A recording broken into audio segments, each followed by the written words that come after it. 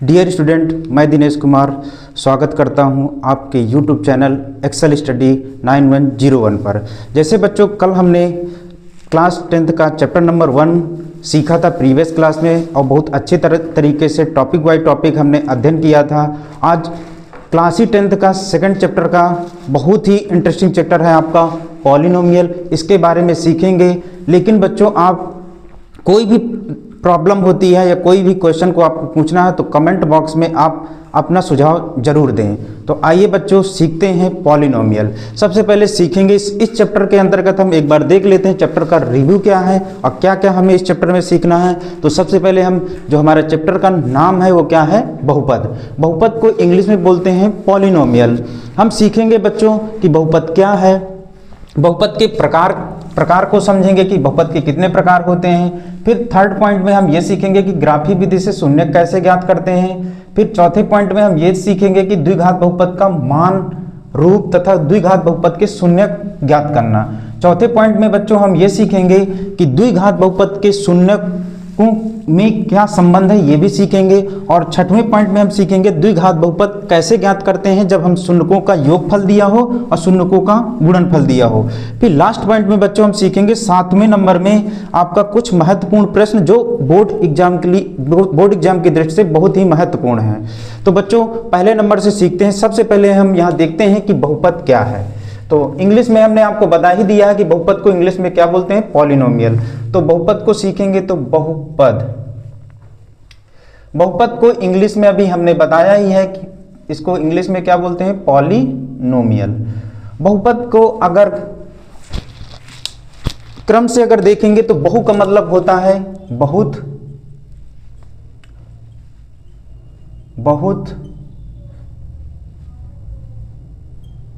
अब पद का मतलब है क्रम, जिसको हम टर्म बोलते हैं।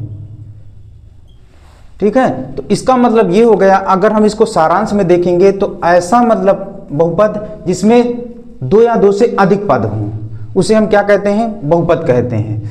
तो बहुपद में हमने क्या बताया, लेकिन बहुपद में आप सीखने के पहले आपको कंडीशन क्या देखना होगा और साथ ही साथ हम पहले परिभाषा की बात करेंगे कि बहुपद क्या है।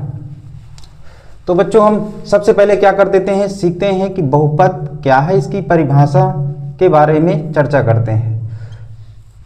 तो बहुपद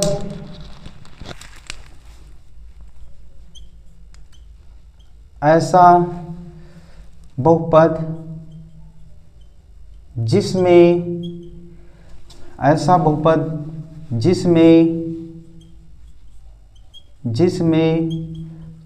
चर की घात ऋणेतर हो। ऋणेतर यानी क्या होना चाहिए? धनात्मक पूर्णांक हो, उसे बहुपद कहते हैं। तो बच्चों, हमने परिभाषा में क्या सीखा, क्या देखा कि ऐसा बहुपद जिसमें चर की घात। अब जैसे एग्जाम्पल के तौर पर देखेंगे कि मान लीजिए ये दिया है 2x² 5x -12 दिया है। अब इसमें देखेंगे तो घात में एक हमारा x की घात कितनी है? 2 है। एक x की घात कितनी है? 1 है। अब यहाँ पर हमने जो परिभाषा के तौर पर समझा है कि ऐसा बहुपद जिसमें चर की घात क्या होनी चाहिए? ऋणेतर। ऋणेतर का मतलब होता है धनात्मक। ये भी हमारी घात क्या है? धनात्मक है। और इसमें x की पावर 1 भी एक क्या है? धनात्मक है। तो इसको हम क्या मानेंगे कि दिया गया जो हमारा समीकरण है वो क्या है? एक बहुपद में है। या दिया गया जो बहुपद है वो बहुपद है क्योंकि इसकी घात क्या है? ऋणेतर यानी धनात्मक पूर्णांक में है। लेकिन नोट करके आप इसे लिख सकते हैं कि क्या कंडीशन आपको देखना है कि बहुपद में घात ना तो भिन्न में हो और ना ही ऋणात्मक होनी चाहिए। ऋणात्मक होनी चाहिए।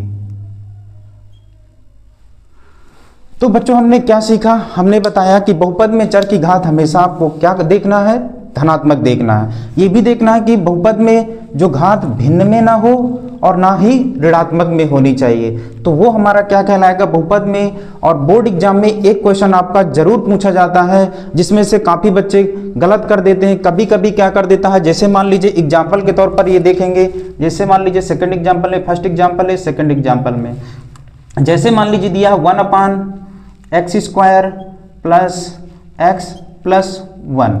अब इसमें अगर बात करेंगे कि ये क्या बहुपद है या नहीं है, तो इसमें अगर मान लीजिए ये हमारा हर में है, तो इसको जब अंश में ले जाएंगे तो इसकी घात क्या हो जाएगी, जब हर से अंश की तरफ ले जाते हैं तो घात हमेशा धनात्मक से क्या हो जाती है, ऋणात्मक हो जाती है। तो यक्स के घाते -2 हो गया, प्लस यक्स हो गया, प्लस 1 हो गया। अब यहाँ से हमें समझ में आ रहा कि हमने क्या बताया है कि बहुपद में घात ना तो ऋणात्मक होनी चाहिए ना तो भिन्न में होनी चाहिए, जबकि हमारी यहाँ घात क्या है, ऋणात्मक है। ये दिया गया क्या है, बहुपद नहीं है। तो इस तरीके से आपको पेपर में या एग्जाम हॉल में केयरफुली अगर आप देखेंगे तो आप 1 नंबर आराम से गेन कर सकते हो।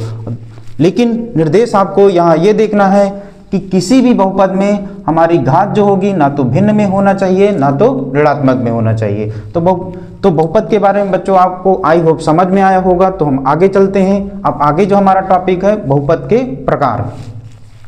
बहुपद के प्रकार के बारे में अगर चर्चा करेंगे, इसको आप नोट भी कर सकते हैं या स्क्रीनशॉट ले सकते हैं। तो आगे हम करते हैं बहुपद के प्रकार। बहुपद के प्रकार बहुपद के प्रकारों की बात करेंगे तो बहुपद के प्रकार 2 प्रकार से होते हैं। एक पदों के आधार पर होते हैं, पदों के आधार पर बहुपद के जो प्रकार होते हैं वो 3 प्रकार के होते हैं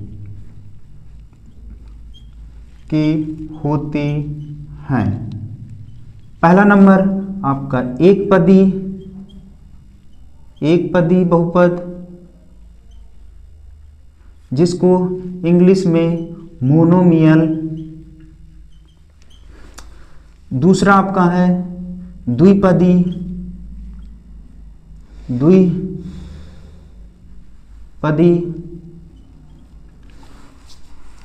बहुपद, जिसको इंग्लिश में बाइनोमियल कहते हैं। तीसरा है आपका त्रिपदी बहुपद, जिसको इंग्लिश में ट्राइनोमियल कहते हैं। अब बच्चों इसमें इसको परिभाषा इसके प्रकार से ही समझ में आ रहा है कि ऐसा बहुपद जिसमें एक पद हो उसको एक पदी बोलते हैं, जिसमें 2 पद होंगे उसको द्विपदी बोलेंगे, और जिसमें 3 पद होंगे उसको त्रिपदी बोलेंगे। तो इसको आपके एग्जाम्पल की मतलब ज़रूरत नहीं है, आप कर लोगे। तो एग्जाम्पल में हम इसमें बता दे रहे हैं, परिभाषा की कोई आवश्यकता नहीं। जैसे मान लीजिए यहाँ पर क्या दिया, एग्जाम्पल के तौर पर इसमें समझेंगे। मान लीजिए 2x दिया है, इसमें एक ही पद है, तो कौन सा बहुपद कहलाएगा, एक पदी। और मान लीजिए एक हम और एग्जाम्पल ले लें, 2x प्लस 5, इसमें देखिए 2 पद हैं तो इसलिए द्विपदी हो जाएगा। एक आप त्रिपदी में कर सकते हैं, 2x² माइनस 10x माइनस 15, इसमें 3 पद हैं तो इसलिए त्रिपदी कहलाएगा। तो ये आपने आई होप 9th में आपने इस सब सीख लिया होगा। तो हमने एग्जाम्पल में आपको समझा दिया। अब हमें आपको घातों के आधार पर जो आपके इस टॉपिक में है, घातों के आधार पर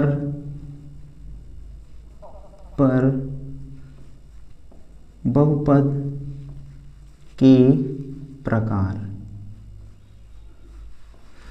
घातों के आधार पर बच्चों बात करेंगे तो बहुपद के 3 प्रकार होते हैं, जो आपको इस टॉपिक में इनको अध्ययन करना है। पहला जो हमारा है रैखिक बहुपद, जिसको इंग्लिश में लीनियर पॉलिनोमियल कहते हैं। सेकंड है आपका जो आपके टॉपिक में है द्विघात बहुपद के बारे में विशेष चर्चा की गई है, वो क्या है आपका द्विघात बहुपद, जिसको क्वाड्रेटिक पॉलिनोमियल कहते हैं।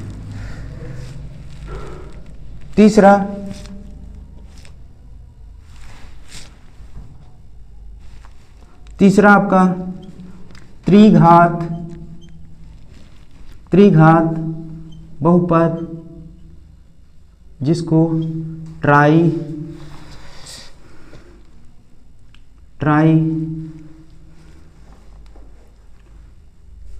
ट्राइनोमियल पॉलिनोमियल कहते हैं। तो इस तरीके से आप घातों के आधार पर बहुपद के प्रकारों में चर्चा करेंगे। ये आपने क्या सीखा? पहला हमारा रैखिक बहुपद है, दूसरा है द्विघात बहुपद और तीसरा है त्रिघात बहुपद। तो पहले हमने पदों के आधार पर सीखा कि एक पदी, द्विपदी और त्रिपदी।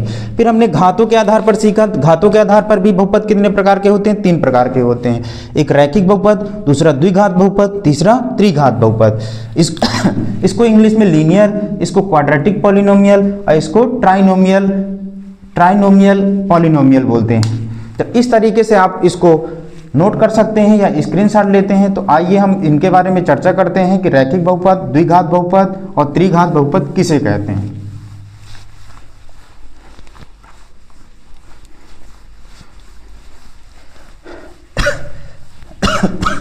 सॉरी।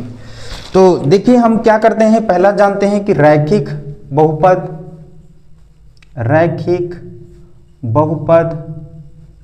क्या है। तो रैखिक बहुपद की अगर बात करेंगे तो रैखिक बहुपद क्या है? रैखिक बहुपद का मतलब होता है कोई भी चर दिया है उसकी अगर घात 1 हो, कोई भी चर अगर दिया है उसकी घात कितनी होगी? 1 होगी। जैसे हम मान लीजिए दिया है fx इक्वल टू 2x + 5 दिया है। ये हमारा रैखिक बहुपद इसलिए कहा जाएगा जिसमें x की घात कितनी है? 1 है। तो यहां इसकी अगर परिभाषा की बात करेंगे कि ऐसा बहुपद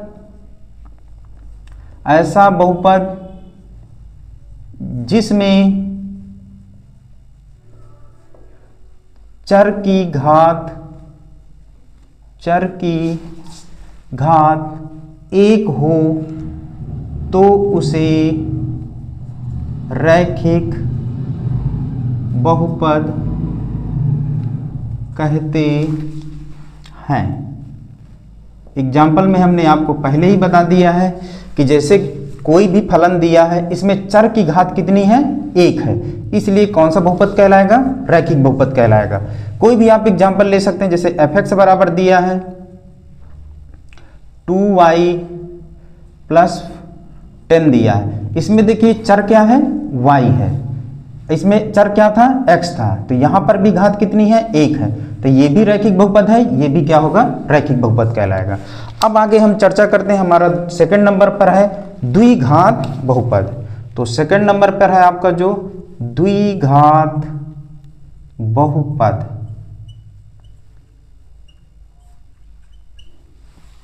द्विघात बहुपद, इसकी परिभाषा की अगर बात करेंगे तो ऐसा बहुपद जिसमें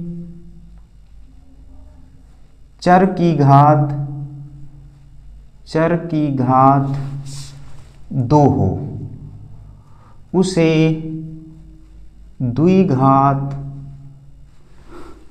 बहुपद कहते हैं। देखिए नाम से ही समझ में आ रहा है, द्विघात। तो ऐसा बहुपद जिसमें चर की घात कितनी हो? 2 हो, उसे क्या कहते हैं? द्विघात बहुपद कहते हैं। एग्जाम्पल में अगर इसकी बात करेंगे तो एग्जाम्पल में अगर इसका देखेंगे तो जैसे मान लीजिए फॉर एग्जाम्पल में fx बराबर दिया है 3x² - 2x - 15। ये हमारा कौन से घात का है? द्विघात बहुपद का है। तो आई होप बच्चों आपको बहुत सरलता से आप सीख गए होंगे कि रैखिक बहुपद किसे कहते हैं, द्विघात बहुपद किसे कहते हैं। आइए हम लास्ट वाला देखते हैं, त्रिघात बहुपद। तो तीसरा है हमारा त्रिघात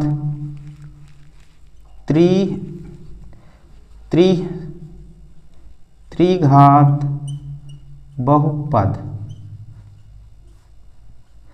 त्रिघात बहुपद। ऐसा बहुपद,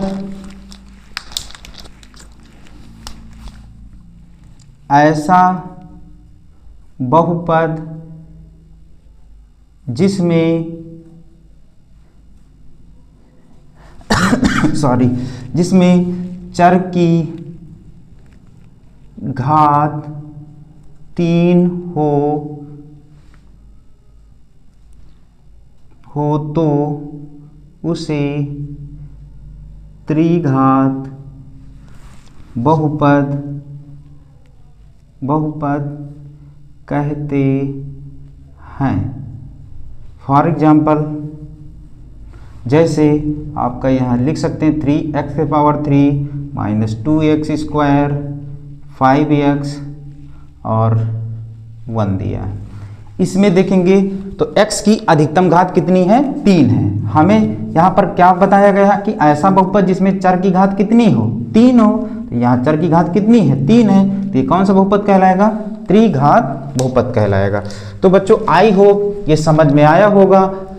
तो आप इसको नोट कर सकते हैं और नोट करने के साथ अब आप स्क्रीनशॉट भी ले सकते हैं। तो आइए हम इसके बारे में एक बार और रिव्यू देख लेते हैं। रैखिक बहुपद में हमने बताया है कि ऐसा बहुपद जिसमें चर की घात कितनी हो? 1 हो, उसे रैखिक बहुपद कहते हैं। एग्जाम्पल में भी हमने सीखा, देखिए यहाँ चर क्या है? x है, यहाँ क्या y है, यहाँ चर की घात 1 है, यहाँ भी चर की घात कितनी है? 1 है। तो ये दोनों हमारे जो एग्जाम्पल हैं वो क्या हैं? रैखिक बहुपद के हैं। द्विघात बहुपद में आप नाम से ही समझ में आ रहा है कि ऐसा बहुपद जिसमें चर की घात 2 हो उसे क्या कहते हैं? द्विघात बहुपद कहते हैं। एग्जाम्पल में भी हमने सीखा कि fx = 3x² minus 2x minus 15 एक क्या है? द्विघात बहुपद है। त्रिघात में हमने सिखाया कि ऐसा बहुपद जिसमें चर की घात 3 हो उसे त्रिघात बहुपद कहते हैं। एग्जाम्पल में भी हमने सीखा। तो आई होप बच्चों ये आपको समझ में आ गया होगा। तो अगले हम टॉपिक पे चलते हैं। तो तीसरा टॉपिक है जो हमारा ग्राफी विधि से शून्यक ज्ञात करना। तो अगले टॉपिक पे चलते हैं हम। ये आप नोट कर लीजिए, आप स्क्रीनशॉट ले लीजिए।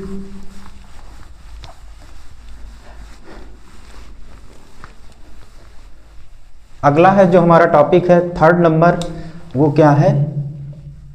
ग्राफी विधि से शून्यक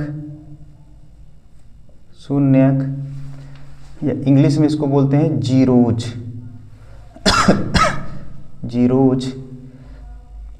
ज्ञात करना। तो ग्राफी विधि से आप परिचित होंगे बच्चों 9th क्लास में। ग्राफी विधि में आप जानते हो कि क्षैतिज रेखा हमारी x और x डैश होती है। x डैश को कौन सी रेखा बोलते हैं? क्षैतिज रेखा बोलते हैं, क्षैतिज रेखा कहते हैं। और y डैश को ऊर्ध्वाधर रेखा कहते हैं। इसको क्षैतिज रेखा को बोलते हैं हॉरिजॉन्टल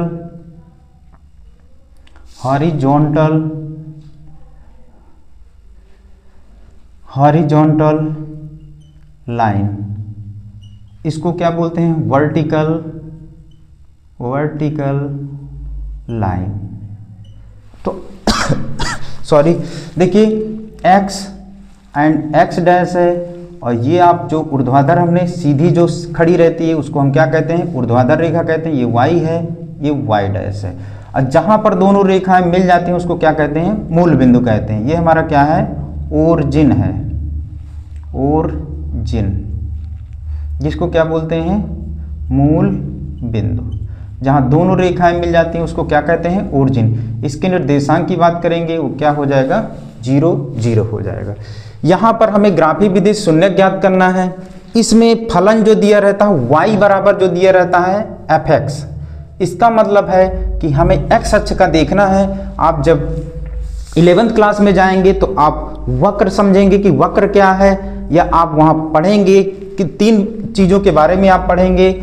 आपका परवलय, ये आप 11th क्लास में पढ़ेंगे। परवलय, दूसरा है आपका अतिपरवलय, अतिपरवलय, और तीसरा जो आप पढ़ेंगे ये 11th में है, इसका थोड़ा सा चर्चा किया है, जिक्र किया है, तो इसके बारे में हम बता दे रहे हैं। और एक होता है दीर्घवृत्त। तो इस ग्राफ में जो दिया रहता है आपका कर्व आकृति दी रहती है, और उसमें पूछता है कि कर्व जितनी बार इस क्षैतिज रेखा को क्या करता है, कट करता है, वही उसके क्या कहलाते हैं, शून्यक कहलाते हैं। जैसे मान लीजिए कोई भी कर्व दिया है, ये अब कर्व जो एक्स एक्सिस को कितनी बार काट रहा है, तो देखेंगे तो यहाँ एक बार यहाँ पर काट रहा है, एक बार यहाँ पर काट रहा है, एक बार यहाँ पर काट रहा है। तो इसमें अगर देखेंगे शून्यकों की संख्या कितनी दी गई है, तो 1 2 3, तो यहाँ पर शून्यकों की संख्या कितनी दी गई है, 3 दी गई है। शून्यकों की संख्या कितनी होगी, यहाँ पर 3 होगी। तो हमने बताया कि जो ये वक्र होता है, वो वक्र क्षैतिज रेखा को जितने पॉइंट पर काटता है उन्हीं को क्या कहते हैं, एफएक्स के क्या कहते हैं, शून्यक कहते हैं। तो आई होप ये आपको समझ में आया होगा। और एग्जाम्पल के तौर पर आपको समझना है तो और आप देख लीजिए। जैसे मान लीजिए एक वक्र ये आपका क्या दिया, ग्राफ दिया है, x and x dash, y and y dash. ये आपका वक्र कुछ ऐसा आकृति का बना हुआ है।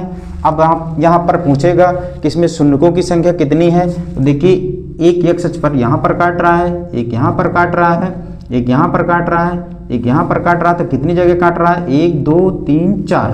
तो यहाँ पर शून्यकों की संख्या जो हो जाएगी कितनी हो जाएगी, 4 हो जाएगी। तो यहाँ शून्यकों की संख्या, शून्यकों की संख्या कितनी हो जाएगी, 4 हो जाएगी। तो बच्चों इस तरह से आप जब ग्राफ दिया हो, शून्यकों की संख्या निकालना हो, तो आप सरलता से आप ज्ञात कर पाएंगे। तो आई होप ये आपको समझ में आया होगा। तो एक बार और रिव्यू के तौर पर आपको समझना है, तो हमने क्या बताया है कि दिया गया ग्राफ में जो वक्र जितनी बार क्षैतिज रेखा को काटता है उन्हीं को क्या कहते हैं, शून्यक कहते हैं। शून्यक उसी, ठीक है ना। तो यहाँ पर जैसे वक्र कितनी बार काट रहा था ग्राफ क्षैतिज रेखा को, तो यहाँ पर 3 बार काट रहा था, वही हमारी शून्यकों की संख्या कितनी हो गई, 3 हो गई। यहाँ पर जो हमारा वक्र कितनी बार काट रहा था, 4 बार काट रहा था, इसलिए शून्यकों की संख्या कितनी हो गई, 4 हो गई। तो आई होप ये आपका टॉपिक समझ में आया होगा। तो अगले टॉपिक में जाते हैं, द्विघात बहुपद का मानक रूप क्या है, मानक रूप क्या है तथा द्विघात बहुपद के शून्यक कैसे ज्ञात करते हैं। तो ये आप नोट डाउन कर सकते हैं या स्क्रीनशॉट लेते हैं। तो अगले टॉपिक में हम चलते हैं, द्विघात बहुपद का मानक रूप। द्विघात बहुपद का मानक रूप। अगला जो हमारा टॉपिक है 4th नंबर पर, वो क्या है, द्विघात बहुपद का मानक रूप तथा द्विघात बहुपद के शून्यक ज्ञात करना। द्विघात बहुपद का मानक रूप क्या है, यानी स्टैंडर्ड रूप क्या है, और हमें द्विघात बहुपद के शून्यक ज्ञात करना है। तो बच्चों हमने द्विघात बहुपद के बारे में पहले ही चर्चा प्रीवियस में कर चुके हैं कि ऐसा बहुपद जिसमें चर की घात कितनी हो सॉरी, तो ऐसा बहुपद जिसमें चर की घात कितनी हो, 2 हो, उसे द्विघात बहुपद कहते हैं। द्विघात बहुपद का जो मानक रूप होता है f(x) बराबर ax² प्लस bx धन c होता है। कुछ बच्चे क्या करते हैं, फाल्ट करते हैं या गलतियां करते हैं, इसको 0 के बराबर कर देते हैं। तो ये आपको कभी नहीं करना है, ये आपको चौथे चैप्टर में पढ़ना है, द्विघात समीकरण। अगर आपने इसको 0 कर दिया तो क्या हो जाएगा, आपका समीकरण बन जाएगा। जबकि इस टॉपिक में हमें क्या पढ़ना है, बहुपद पढ़ना है। तो ये आपका द्विघात बहुपद का क्या हो गया, मानक रूप। द्विघात बहुपद का मानक रूप हो गया। अब यहां पर देखिए बात करते हैं कि जितनी जितनी अधिकतम घात होती है उतने उसके क्या होते हैं, शून्यक होते हैं। तो यहाँ पर देखेंगे x यहाँ पर भी है तो यहाँ घात 1 है, यहाँ पर भी x है तो यहाँ घात कितनी है, 2 है। तो यहाँ पर अगर द्विघात में शून्यकों की संख्या अगर बात करेंगे तो जितनी घात उतने शून्यक। तो यहाँ शून्यकों की संख्या की बात करेंगे तो शून्यकों की संख्या कितनी हो जाएगी, शून्यकों की संख्या कितनी हो जाएगी, 2 हो जाएगी। क्यों, क्योंकि जितनी घात उतने शून्यक। तो इसमें द्विघात बहुपद है तो घात कितनी है, 2 है, तो शून्यकों की संख्या भी कितनी हो जाएगी, 2 हो जाएगी। ठीक है। तो बच्चों इसमें कभी एग्जाम पेपर में पूछ लेता है कि द्विघात बहुपद का मानक रूप क्या है, तो इस तरीके से आप बता सकते हो कि द्विघात बहुपद का मानक रूप क्या है, fx = ax² + bx धन c। अधिकतम घात कितनी है, 2 है, तो शून्यकों की संख्या भी कितनी हो जाएगी, 2 हो जाएगी। अब शून्यक कौन कौन से होते हैं, तो पहला हमारा शून्यक होता है अल्फा होता है और दूसरा हमारा क्या होता है, बीटा होता है। ये पहला शून्यक है और ये क्या है, दूसरा शून्यक है।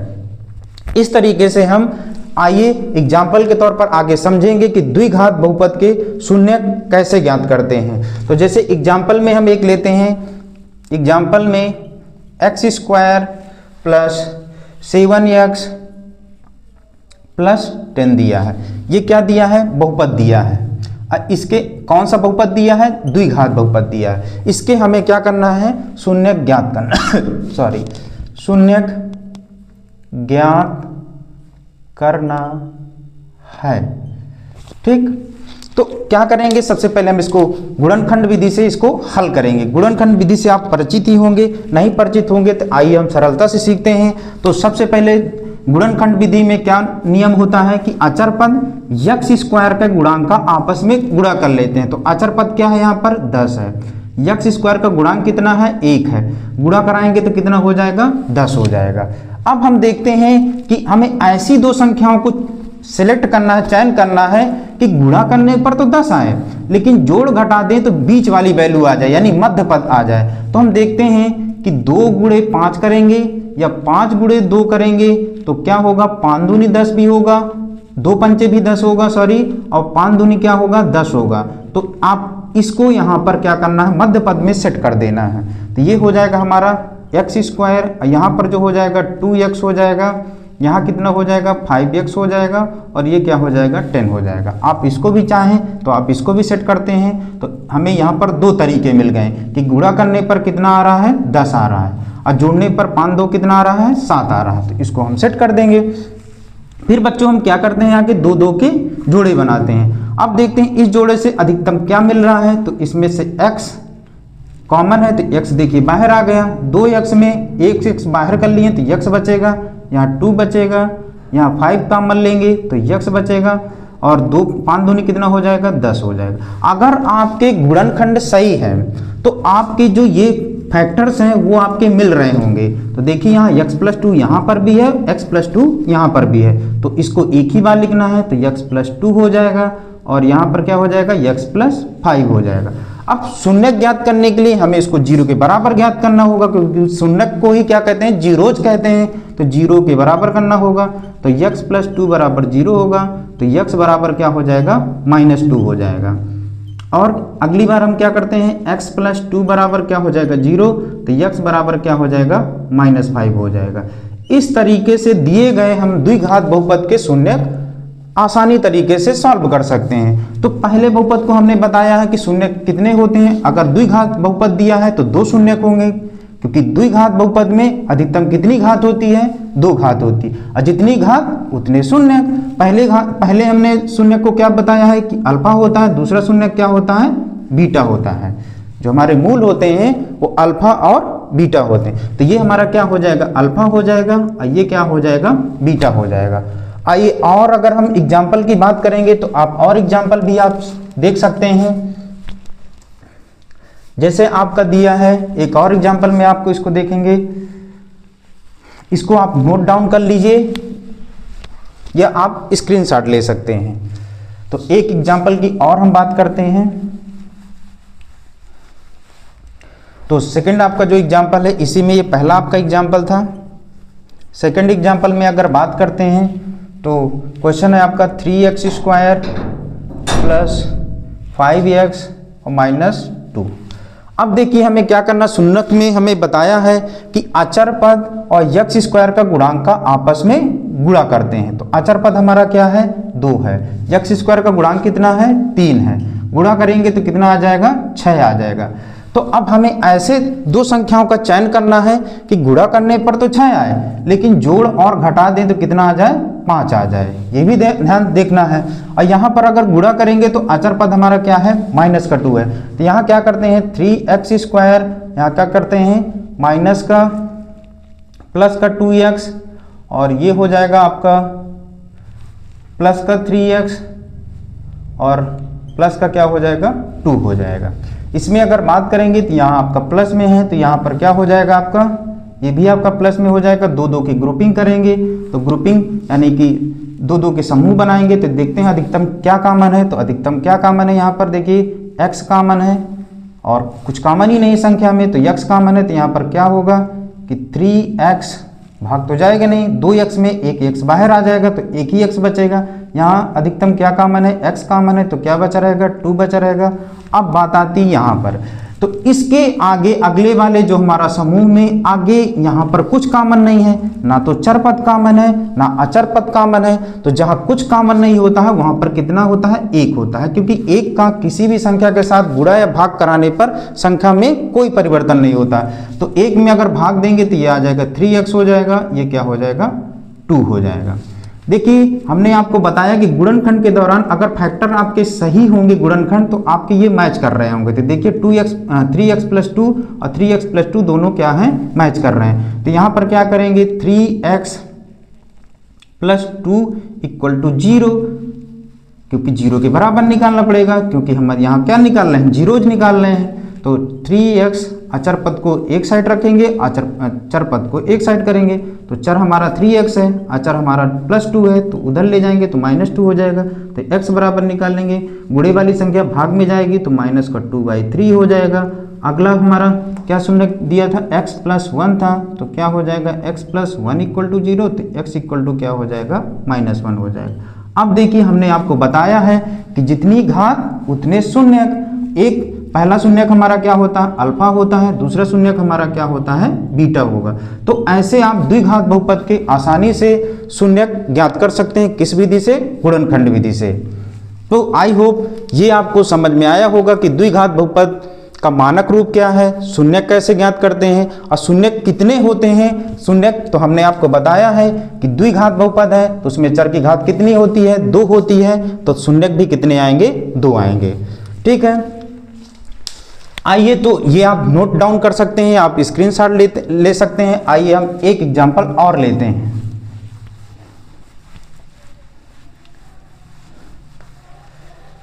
तो आपका थर्ड एग्जांपल है, इसमें देखिए थर्ड एग्जांपल है 6x स्क्वायर -3 -7x।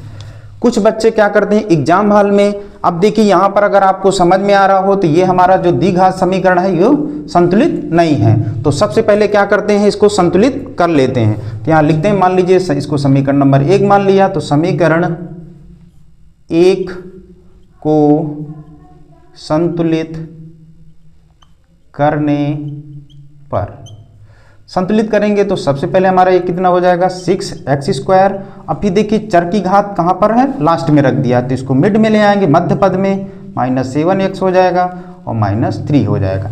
अब देखिए आपने मानक रूप में पढ़ा है कि पहले हमारा ax स्क्वायर यानी अधिकतम घात आती है, फिर उससे न्यूनतम घात आती है, फिर सबसे कम घात आती है। अब इसको आसानी तरीके से हल कर सकते हैं। तो अचर पद हमारा यहाँ क्या है, 3 है, और x स्क्वायर का गुणांक कितना है, 6 है।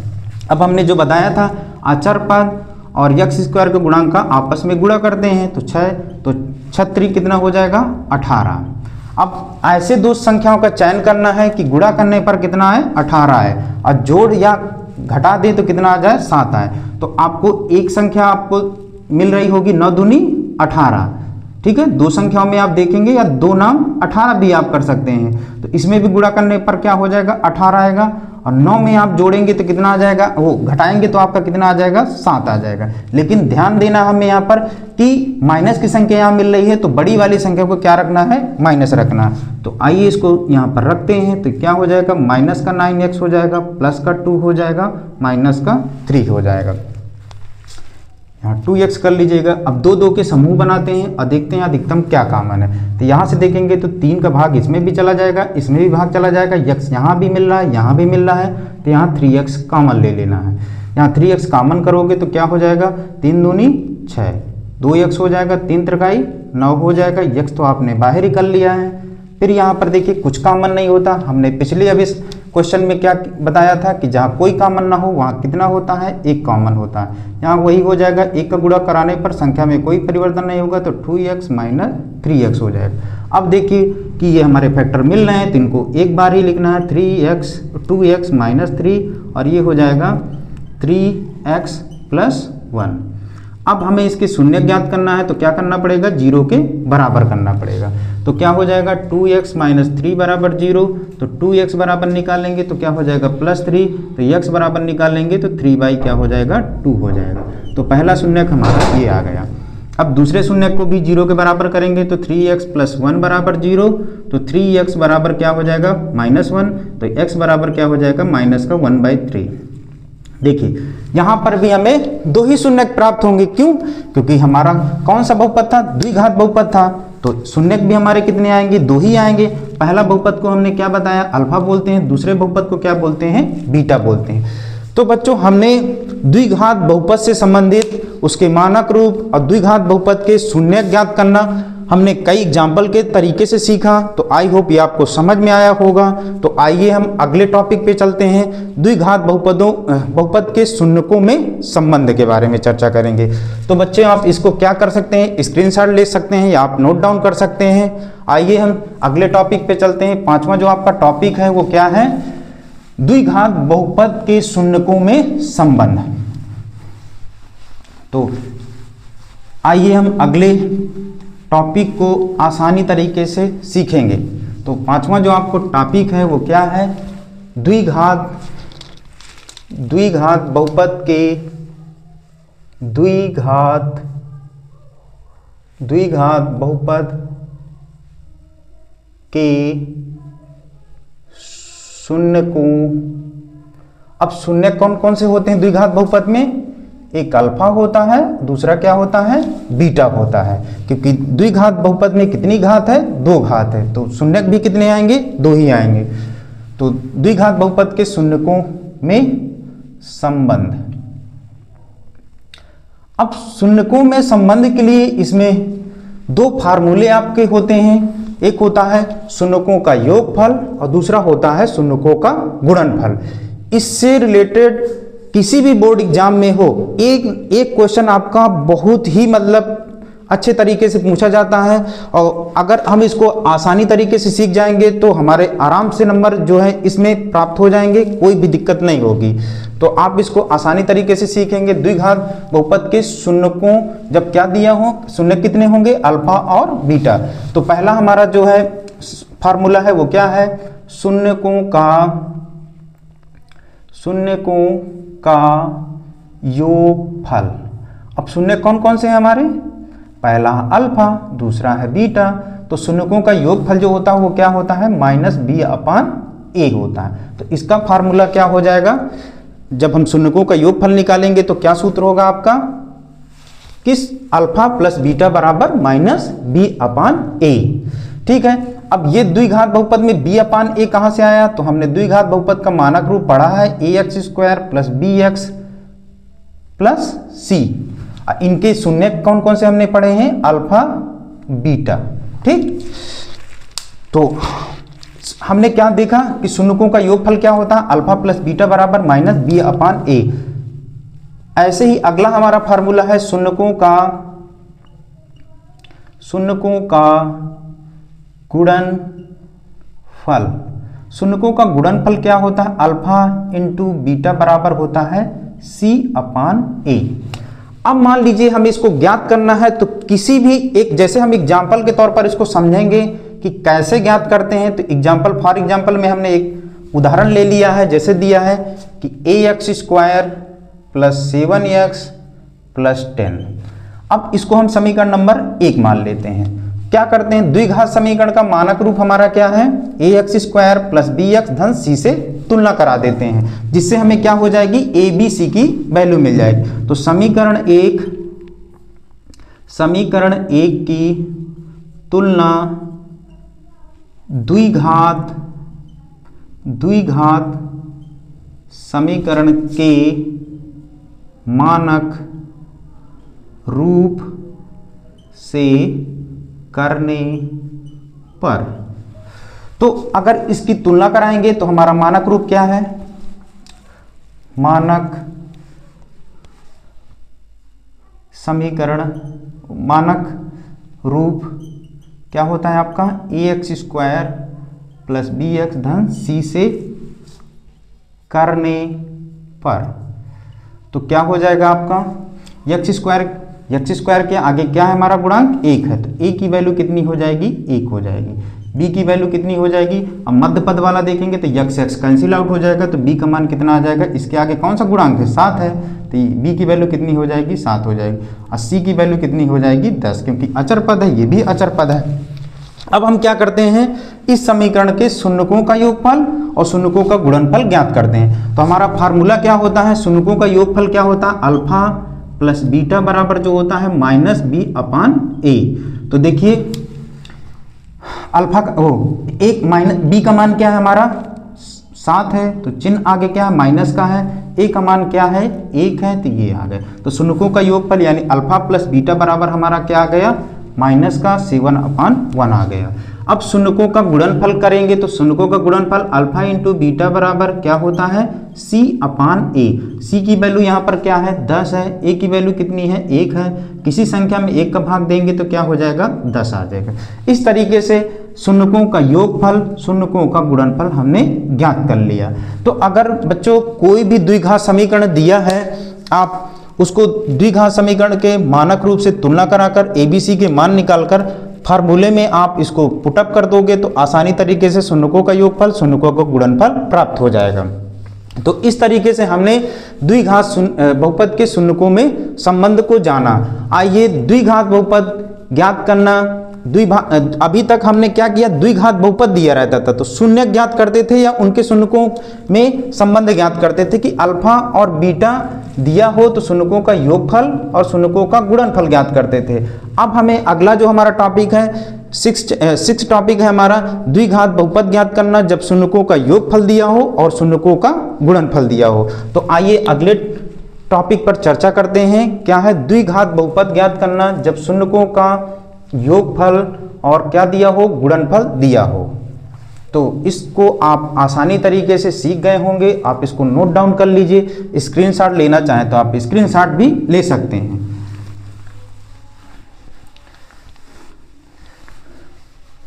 तो हम चलते हैं, नेक्स्ट आपका जो टॉपिक है वो क्या है, द्विघात बहुपद ज्ञात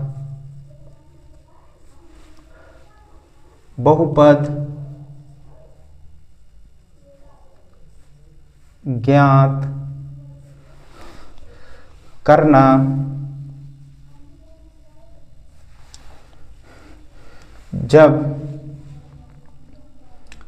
जब शून्यकों का योगफल तथा गुणनफल दिया हो। तो हमने अभी आपको बताया ही है कि शून्यकों का योगफल क्या होता है, अल्फा प्लस बीटा होता है और गुणनफल क्या होता है, अल्फा इंटू बीटा है। अब फॉर एग्जाम्पल में इसका फार्मूला क्या होता है, माइनस बी अपान ए होता है, अल्फा इंटू बीटा का क्या होता है, सी अपान ए होता है। तो अब फॉर एग्जाम्पल में हम जैसे आप एक क्वेश्चन ले सकते हैं कि जैसे आप एग्जाम्पल में देखेंगे कि एक द्विघात समीकरण हमें ज्ञात करना है जिनका शून्यकों का योगफल जो दिया है वो कितना दिया है, 1/4 दिया है। और गुणनफल कितना दिया है, 1 दिया है। तो द्विघात बहुपद ज्ञात करना हो जब आपका शून्यकों का योगफल और गुणनफल दिया हो तो सूत्र होता है आपका, फार्मूला होता है f(x) equal to x square minus alpha plus beta into x alpha into beta.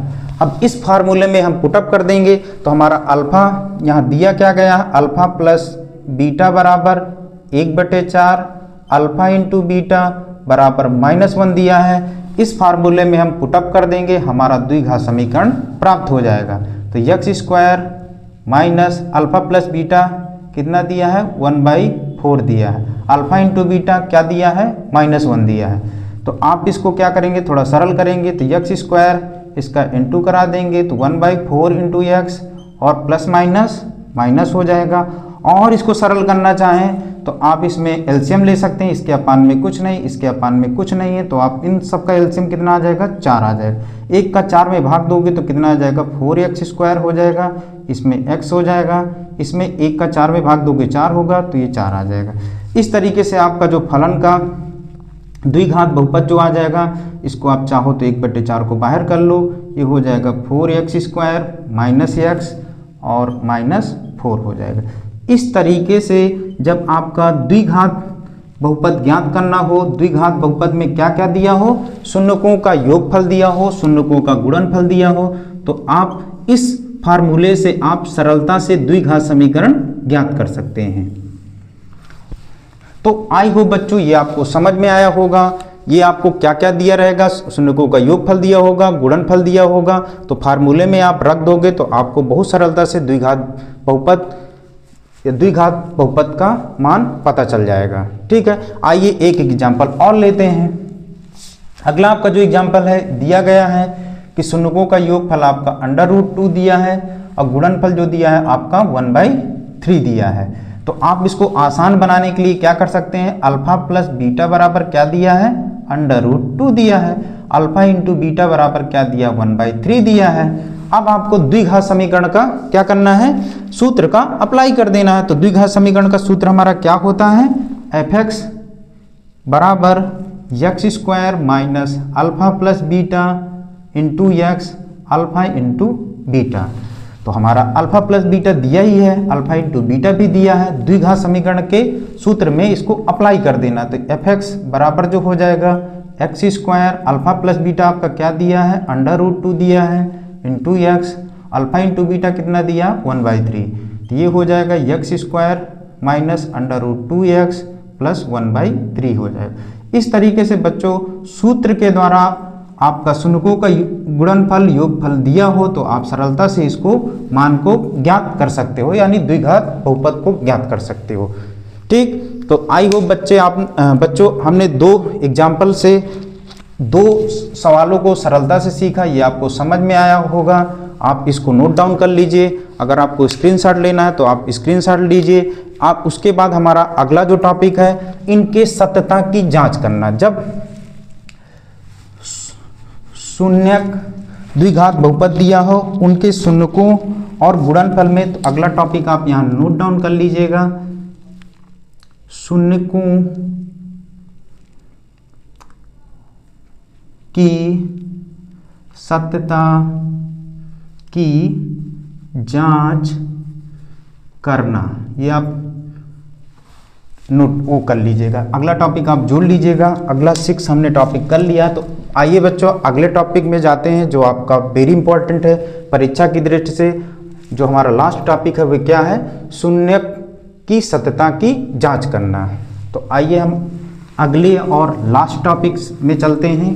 क्या हमें ज्ञात करना है, शून्यक की सत्यता की जांच करना है। जो आपका लास्ट टॉपिक है वो क्या है, शून्यक या शून्यकों की सत्यता की जांच करना। ठीक, तो एग्जाम्पल में जैसे बच्चों एक एग्जाम्पल लेते हैं। जैसे आपका क्या दिया है, x² प्लस 7x प्लस 10 दिया गया है। अब देखिए बच्चों, हमें यहाँ पर सत्यता की अभी तक हमने जो भी सीखा, यहाँ तक जैसे हमने सीखा कि द्विघात बहुपद के शून्य ज्ञात करना, द्विघात बहुपद में द्विघात बहुपद ज्ञात करना जब शून्यकों और शून्यकों का योगफल और गुणनफल दिया हो। अब हमें यहाँ पर क्या ज्ञात करना है, द्विघात बहुपद में कोई एग्जाम्पल पूछेगा, उसमें बोलेगा कि आपको सत्यता की जांच करना है, कि सिद्ध करना है कि द्विघात बहुपद के जो गुणांक होते हैं और जो शून्यक होते हैं उनके बीच का जो संबंध होता है वो क्या होता है, सत्य होता है। तो आइए हम इसको प्रूव करते हैं। जैसे आपका समीकरण दिया है x² प्लस 7x प्लस 10, तो सबसे पहले हम क्या करते हैं, इसमें इसके फैक्टर कर लेते हैं। तो फैक्टर गुणनखंड करेंगे तो क्या हो जाएगा, हमने आपको बताया था अचर पद x² का गुणांक का पहले गुणा करते हैं। तो अचर पद हमारा 10 है, x² का गुणांक कितना है, 1 है, गुणा किए तो कितना आ गया, 10 आ गया। अब हम ऐसे दो संख्याओं का चयन करते हैं कि गुणा करने पर तो 10 आए, लेकिन जोड़ने पर या घटाने पर कितना आ जाए, हमारा 7 आ जाएगा। तो क्या हो जाएगा, 2 पंचे 10 और 2 और 5 को जोड़ेंगे तो कितना हो जाएगा, 7 हो जाएगा। तो यहाँ पर हम इसको क्या करेंगे, स्थापित कर देंगे। तो ये हो जाएगा 2x प्लस 5x प्लस क्या हो जाएगा, 10 हो जाएगा। दो के आपको समूह बनाना है, तो यहाँ से आपका अधिकतम क्या कॉमन है, x कॉमन है, यहाँ x बाहर कर लेंगे तो 2 आ जाएगा, यहाँ 5 कॉमन है तो x प्लस 5 दूनी 10 हो जाएगा। तो यहाँ पर क्या हो जाएगा, 2 हो जाएगा। अब ये हमने बताया था कि आपके गुणनखंड अगर सही हैं तो ये आपके मिल रहे होंगे फैक्टर, तो x प्लस 2 मिल रहे हैं तो इनको एक बार लिखना है, x प्लस 5 हो जाएगा। अब हमें इसके शून्य ज्ञात करना है तो इनको 0 के बराबर मान लेंगे, तो x प्लस 2 बराबर 0, तो x बराबर क्या हो जाएगा, -2 हो जाएगा। यहाँ पर x प्लस 5 बराबर 0 है तो x बराबर क्या हो जाएगा, -5 हो जाएगा। अब देखिए द्विघात बहुपद दिया था, हमें शून्यक पता चल गया, अल्फा भी और बीटा भी। तो अल्फा का मान यहाँ पर क्या है, -2 है, और बीटा का मान क्या है हमारा, -5 दिया है। अब हमें क्या करना, सत्यता की जांच करना है। तो हमने फार्मूला अभी पिछले ही टॉपिक में हमने सीखा है, वो पिछले ही पॉइंट में हमने सीखा है, क्या सीखा है कि शून्यकों का जो योगफल होता है, तो शून्यकों का योगफल, शून्यकों का योगफल क्या होता है बच्चों, अल्फा प्लस बीटा बराबर -b/a। अब हमें यहाँ से क्या करना होगा, जो हमारा समीकरण दिया है यहाँ से हम क्या कर लेते हैं, मानक समीकरण से तुलना करा लेते हैं और हमें ABC की वैल्यू ज्ञात कर लेते हैं। तो यहाँ पर आप लिख सकते हो कि समीकरण 1 की मानक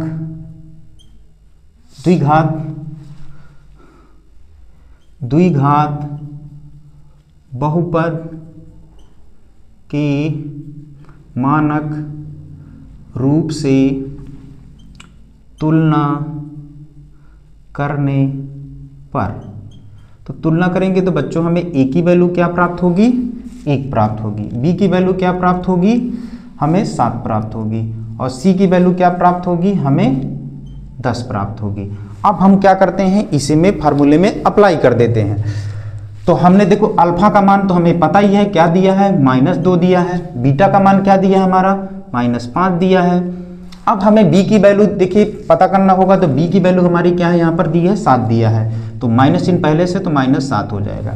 और a की वैल्यू हमारे यहाँ पर क्या है, 1 है, यहाँ पर जोड़ेंगे तो माइनस माइनस हमेशा जुड़ जाया करते हैं, लेकिन चिन्ह वही रहता है। तो -2 -5 कितना हो जाएगा, -7, और -7 में 1 का भाग दोगे तो क्या हो जाएगा, 7। अब देखिए यहाँ पर LHS भी बराबर है, RHS बराबर है। इससे पता चलता है कि शून्यक तथा उन शून्यक और उनके गुणांकों में संबंध जो है वो सत्य है, क्योंकि LHS भी बराबर है और RHS भी बराबर है। इस तरीके से हमने शून्यकों के योगफल को प्रूव कर लिया है। अगला जो हमारा फार्मूला है वो क्या है, शून्यकों का गुणनखंड। तो शून्यकों का गुणनफल